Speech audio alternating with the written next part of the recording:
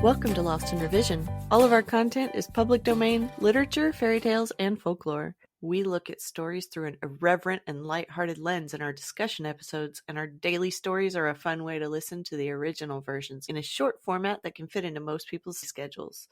If you prefer to listen to full chapters, you can subscribe to our Patreon page. We just added a $1 option that provides early access and more.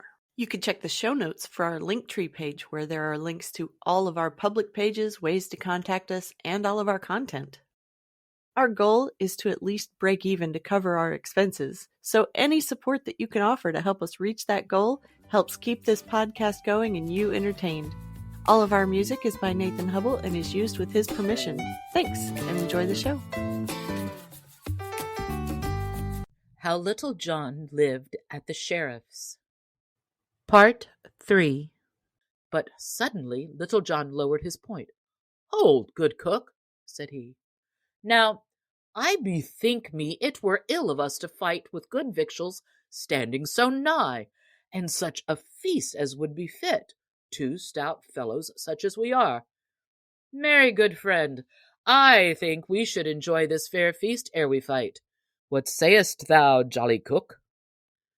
At this speech the cook looked up and down, scratching his head in doubt, for he loved a good feasting. At last he drew a long breath and said to Little John, "Well, good friend, I like thy plan right well. So, pretty boy, say I, let us feast, with all my heart, for one of us may sup in paradise before nightfall." So each thrust his sword back into the scabbard and entered the pantry. Then, after they had seated themselves, Little John drew his dagger and thrust it into the pie. "A hungry man must be fed," quoth he. "So, sweet chuck, I help myself without leave." But the cook did not lag far behind, for straightway his hands also were deeply thrust within the goodly pasty.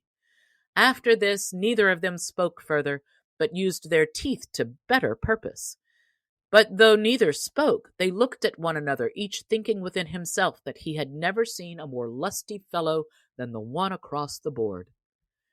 At last, after a long time had passed, the cook drew a full, deep breath, as though of much regret, and wiped his hands upon the napkin, for he could eat no more. Little John, also, had enough, for he pushed the pasty aside as though he would say, "I want thee by me no more, good friend."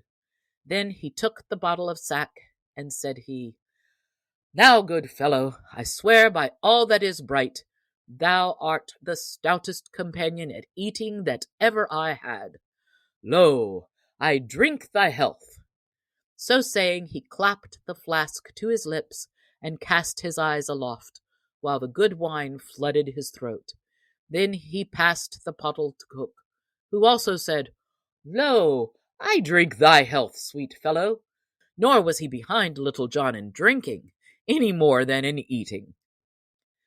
"Now," quoth Little John, "thy voice is right round and sweet, jolly lad. I doubt not thou canst sing a ballad most blithely, canst thou not?" "Truly, I have trolled one now and then," quoth the cook, "yet I would not sing alone." "Nay, truly," said Little John, "that were but ill courtesy. Strike up thy ditty, and I will afterward sing one to match it, if I can." "So be it, pretty boy," quoth the cook. "And hast thou e'er heard the song of the deserted shepherdess?" "Truly I know not," answered Little John, "but sing thou, and let me hear." Then the cook took another draught from the pottle, and clearing his throat, sang right sweetly, "The Song of the Deserted Shepherdess."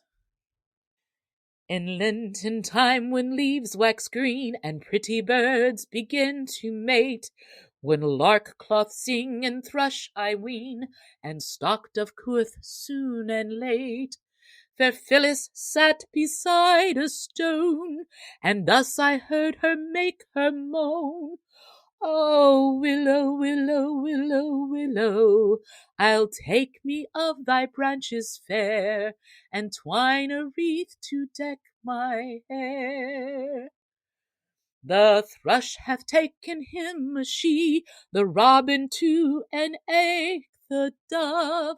My robin hath deserted me, and left me for another love.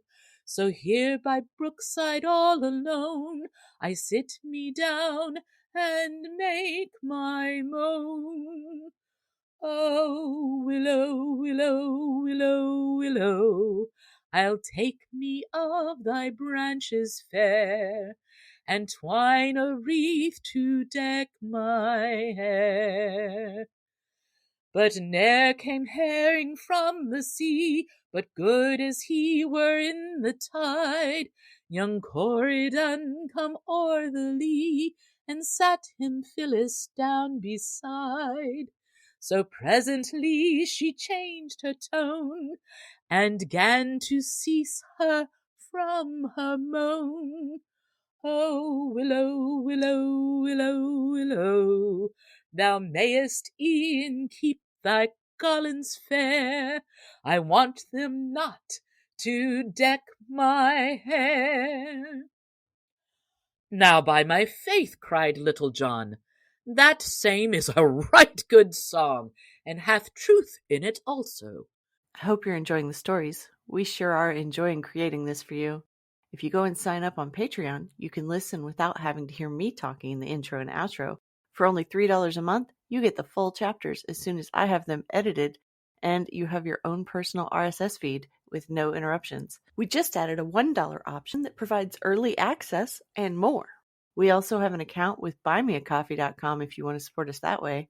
So check out our link tree in the show notes for all of the best ways to get in touch and support the show. There's a lot more waiting for us all at the end of the road.